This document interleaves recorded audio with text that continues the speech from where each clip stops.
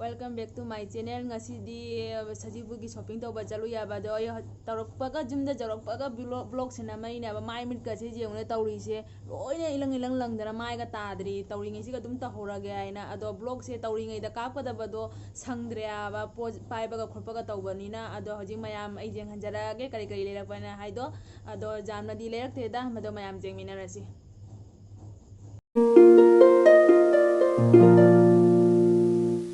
अदो हजी पोचै सिंजे मया मथंग मथंग उचरागे जेंग हंजरागे अदो आइना फ्लिपकार्ट गी सु तौबा हाइलाइटर अमसु आई अनबॉक्सिंग तौरागे अदो मयाम जेंग मिनरसी कमाय कमाय तौबा ना हाइदो हामपला दai सुजी अदो मयाम सि सुजी से अमा लेबदा अमा फ्री नि आबदो मयाम सु लेबु अनि नि पराई से अमा लेबदा अमा फ्री नि जाम सु हाउ बनी सि सुजी से ngौना अदो मयाम असि गी बादाम से प्राइस ति लुपा चनीगा हुमुद्रानी थोय 272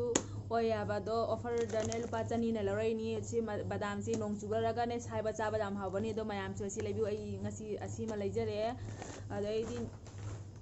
नेबियागी बॉडी स्प्रे से अमा लेबदा अमा फ्री नि मा की प्राइस ती 225 ला कनो बने 225 सिगा अमा लेबदा अमा फ्री काना द्रो मयाम से काना बसे खरा लौबिउ अबा हायंग बिसाल चलगा लेबिउ होजी ऑफर पि होरि बनी अमा लेबदा अमा फ्री नि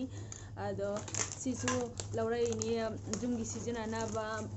फेनाइन दोइदि कोलिक फेंगना भीम करिकरा हार्पिक करिकरा पुलब अहुम सिगा कयानो पुलब अहुम सिगा 139 तनी अदो मयाम सु लेबिउ आबा से जाम काना याबा से अमु पुलब लेरेदना से असिना कोलिक फेंग बसु जारे दोइदि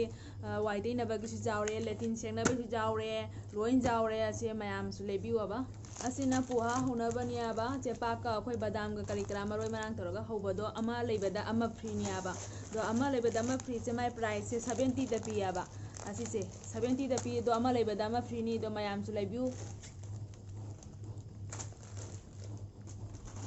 से मैगी जिसु अमा लेबदा अमा फ्री नि free ngata ni khona price से buy 1 get 1 free ngata ni khona price से दो मयाम सु लेबिउ आबा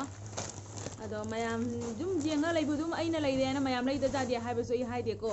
हाइबदी दुम आइना दुम लेजरको दुम मयाम दा खरा शेयर तौनिंगदना ई हाइरकपनी अदो मयाम लाना दि खौनिबिगनु आबा ममन प्राइस 306 अदो लौरकपना 200 ता पिरे सिना दुकान दगी लौरकपनी सी चोको बाई जु लौरे अंगांग चानबगी अंगांग नत्रसु अहन चाबा जाय हावबनीना अंगांग हाइबा लैते अचा पुराई सिदी चानिंगा दि लोई चारे आइदुनी मंगेसी केजी दने 60 ता पियाबा केजी दा अदो खोय मादी बीपी लेबनीना ने मंगेसे सुवार वाटपा जादियाबा अदुना मंगेसी सु केजी दा लुपा हुमु पिना लेरेनी अदो मयाम होजिक लेबिउ मंगेसे जुमा मदा जान मथौ ताई बीपी अचानक करिगुम्बा हाइगलकपा तारागदी बीपी हाइगलकपा तारागदी याबको मंगेसे एकदम नोइसलगा कोकतो दुम हापो दुम जराउना हंदगिद्रोबनी खुदकी पाइरक्की आइबु हिदाक आइबु असिनी डाक्टर जौगो नंगदसु हातंगी दिसिनदी साफैदना अदुगी मंगेसे लौरैनी वाटपा जादे नखोय ममागी अदो खोय ममागी पोचै खरासु लै मयाम दै जेंग हंजरके जियो तावन थोबा ते करीम नते खोय मागी हिदाक लैबगा खोटपगा असिनी हिदाक गुली मयाम जु जेंग से गुली मयाम से हिदाक आई वीडियो सिसुने जाम तोयनने नंबा ngamdeaba से हिदाक ngatani लौरैसे खोय मागी हिदाक ngatani हिदाक वाटपा जादेबा से हिदाक ngatani से रुपा लिसिंग अमा मखाइरोंगी हिदाकनी से मयाम से लौरकपदा हिदाक से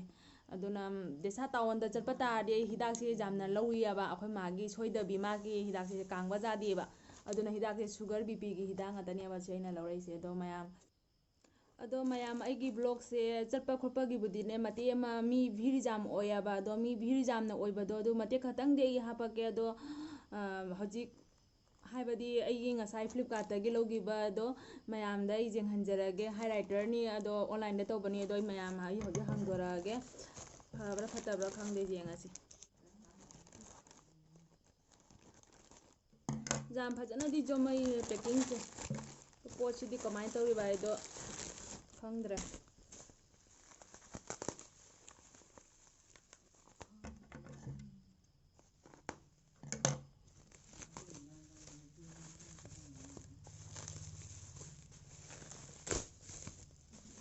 ओमा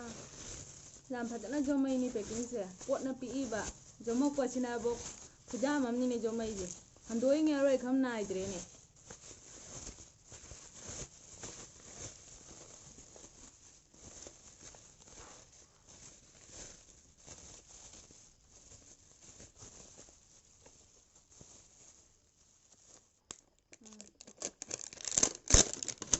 ꯃꯌꯥꯝ ꯃꯈꯟ ꯖꯣꯃꯩ ꯄꯦꯛꯀꯤꯡꯁꯦ ꯉꯁꯤ ꯇꯥꯎꯟꯗ ꯃꯤ ꯈꯨꯠꯆꯤꯜ ꯑꯃꯅꯤꯅꯦ ꯆꯠꯄꯕ ꯉꯝꯗꯦꯅꯦꯕꯣ ꯁꯦ ꯃꯌꯥꯝ ꯐꯖꯕ꯭ꯔꯥ ꯌꯦꯡꯉꯨ ꯑꯁꯤꯁꯦ ꯂꯧꯕꯤꯌꯨ ꯌꯥꯝ ꯐꯕꯅꯤ ꯍꯥꯏꯁꯦ ꯑꯗꯨꯝ ꯃꯤꯅ ꯑꯗꯨꯝ ꯔꯤꯚ꯭ꯌꯨ ꯀꯔꯤ ꯀꯔꯥ ꯌꯦꯡꯕꯗ ꯐꯩ ꯍꯥꯏꯅ ꯃꯌꯥꯝꯗ ꯁꯤꯌꯥꯔ ꯇꯧꯅꯤꯡꯅ ꯇꯧꯕꯅꯤ ꯑꯗꯣ ꯃꯌꯥꯝ ꯅꯣꯡꯅꯕꯤꯔꯛꯀꯅꯨ ꯑꯗꯣ ꯄꯣꯠꯇꯤ ꯌꯥꯝ ꯄꯤꯛꯄ ꯄꯣꯠꯅꯤ 240ꯗ ꯇꯧꯕꯅꯤ ꯄꯣꯠꯁꯦ ꯃꯃꯜ ꯄ꯭ꯔꯥꯏꯁꯁꯦ ꯑꯁꯤꯁꯦ ꯃꯌꯥꯝꯅꯦ ꯁꯨꯃꯥꯏꯅ ꯍꯥꯡꯗꯣꯛꯇꯣꯏꯅꯤꯀꯣ ꯑꯗꯣ ꯁꯨꯃꯥꯏꯅꯗꯤ ꯐꯛꯀꯠꯇꯣꯏ ꯅꯠꯇꯦ ꯁꯨꯃꯥꯏꯅ ꯁꯦ ꯃꯥꯒꯤꯁꯦ ꯁꯨꯃꯥꯏꯅ ꯑꯗꯣ ꯃꯌꯥꯝ ꯑꯩ ꯍꯥꯏꯐꯦꯠꯇꯪꯒ ꯇꯩꯒꯦꯅꯦ ꯁꯨꯃꯥꯏꯅꯒ ꯍꯥꯏꯐꯦꯠꯇꯪꯒ ꯇꯩꯕꯗꯣ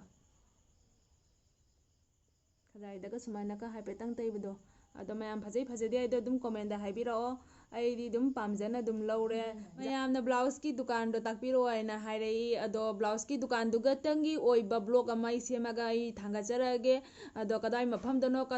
ꯀꯔꯝꯕ ꯁꯥꯏꯠꯇ ꯂꯩ ꯍꯥꯏꯕꯗꯣ ꯑꯩ ꯃꯌꯦꯛ ꯁꯦꯡꯅ ꯑꯩ ꯕ꯭ꯂꯣꯛ ꯑꯃ ꯁꯦꯝꯃꯒ ꯊꯥꯡꯒꯠꯆꯔꯛꯑꯒꯦ ꯑꯗꯨꯒ ꯌꯦꯡꯃꯤꯟꯅꯔꯁꯤ ꯃꯌꯥꯝ ꯀꯔꯝꯕ ꯃꯐꯝꯗꯅꯣ ꯌꯣꯜꯂꯤꯗꯣ ꯍꯥꯏꯗꯣ ꯑꯗꯨꯒ ꯃꯌꯥꯝ ꯆꯠꯂꯒ ꯕ꯭ꯂꯥꯎꯁ ꯄꯤꯁꯇꯣ ꯂꯩꯕꯤꯔꯣ ꯑꯗꯣ ꯃꯤꯅ ꯑꯃꯠꯇ ꯆꯠꯄ ꯉꯝꯗ꯭ꯔꯦꯕꯣ ꯈꯨꯇꯤꯜ ꯑꯃꯅꯤ ꯄ꯭ꯔꯤꯗꯥꯁꯟꯁꯤꯡꯁꯦ ꯃꯤ ꯃꯈꯣꯡ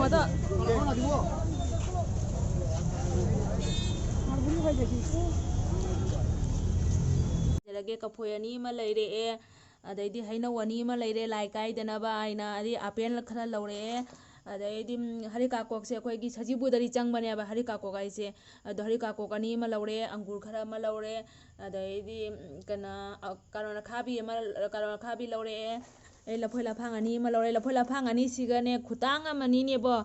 ꯌꯥꯝ ꯇꯥꯡꯉꯦ ꯂꯐꯣꯏ ꯂꯐꯥꯡ ꯑꯅꯤꯁꯤꯒ ꯂꯨꯄꯥ 70 ꯄꯤꯅ ꯂꯧꯔꯦ ꯑꯗꯩꯗꯤ ꯇꯔꯕꯨꯖ ꯑꯃ ꯂꯧꯔꯛꯑꯦ ꯑꯁꯤ ꯍꯩ ꯔꯥꯁꯦ ꯑꯗꯨꯝ ꯂꯥꯏꯒꯤ ꯀꯥꯏꯗꯅꯕ ꯍꯥꯏꯅ ꯑꯗꯨꯝ ꯈꯤꯇꯪ ꯂꯧꯔꯛꯑꯦ ꯑꯗꯣ ꯃꯌꯥꯝ ꯅꯣꯛꯅꯕꯤꯔꯛꯀꯅꯨ ꯌꯥꯝ ꯆꯥꯎꯅ ꯇꯧꯔꯔꯣꯏ ꯁꯖꯤꯕꯨꯁꯦ ꯑꯗꯨꯝ ꯂꯥꯏꯒꯤ ꯀꯥꯏꯗꯅꯕ ꯍꯥꯏꯅ ꯇꯧꯔꯅꯤ ꯑꯗꯣ ꯂꯦꯕꯨꯁꯤꯅ ꯑꯗꯨꯝ ꯁꯔꯕꯨꯠ ꯊꯛꯅꯕꯒꯤꯅꯤ ꯑꯗꯣ ꯃꯌꯥꯝ ꯑꯩ ꯏꯅꯥꯎꯅꯨꯄꯤ ꯆꯥꯅꯕꯒꯤꯅꯦ ꯑꯩꯅ ꯚꯦꯖꯀꯤ ꯃꯣꯃꯣ ꯂꯧꯔꯛꯏꯅꯤ ꯀꯦꯄꯤꯇꯦꯜ ꯃꯃꯥꯡꯗꯒꯤ ꯑꯗꯣ ꯃꯥ ꯆꯠꯇ꯭ꯔꯁꯨ ꯃꯥꯒꯤ ꯆꯥꯅꯕ ꯍꯥꯏꯅ ꯃꯣꯃꯣ ꯂꯧꯔꯛꯏꯅꯤ ꯑꯗꯣ ꯁꯤꯒꯅ ꯆꯠꯅꯤ ꯂꯩꯔꯦ ꯆꯥꯕꯗꯨꯗꯤ ꯑꯩ ꯎꯠꯆꯔꯔꯣꯏꯒꯦ ꯅꯣꯡꯃ ꯅꯦꯛꯁ ꯇꯥꯏꯝꯗ ꯑꯩ ꯎꯠꯆꯔꯛꯑꯒꯦ ꯑꯗꯣ ꯃꯇꯥꯡꯁꯤꯗ ꯚꯤꯗꯤꯑꯣꯁꯦ ꯑꯩ ꯁ꯭ꯋꯥꯏꯗ ꯂꯣꯏꯁꯤꯟꯖꯔꯒꯦ ꯑꯗꯣ ꯀꯔꯤꯒꯨꯝꯕ ꯑꯩꯒꯤ ꯚꯤꯗꯤꯑꯣꯁꯤꯅ ꯅꯨꯡꯉꯥꯏꯕꯤꯕ ꯇꯥꯔꯒꯗꯤ ꯂꯥꯏꯛ ꯁꯕꯁꯀ꯭ꯔꯥꯏꯕ ꯁꯤꯌꯥꯔ ꯇꯧꯁꯟꯕꯤꯔꯝꯃꯣ ꯀꯣꯃꯦꯟꯁꯨ ꯄꯤꯕꯤꯔꯝꯃꯣ ꯅꯧꯅ ꯌꯦꯡꯕ ꯚꯤꯗꯤꯑꯣ ꯑꯣꯏꯔꯒꯁꯨ ꯁꯕꯁꯀ꯭ꯔꯥꯏꯕ ꯇꯧꯁꯟꯕꯤꯔꯝꯃꯣ ꯀꯣꯃꯦꯟꯁꯨ ꯄꯤꯁꯟꯕꯤꯔꯝꯃꯣ ꯑꯗꯣ ꯃꯑꯣꯡꯒꯤ ꯚꯤꯗꯤꯑꯣ ꯀꯩ ꯇꯧꯔꯒꯦꯅ ꯍꯥꯏꯕꯗꯣ ꯑꯩ ꯃꯌꯥꯝ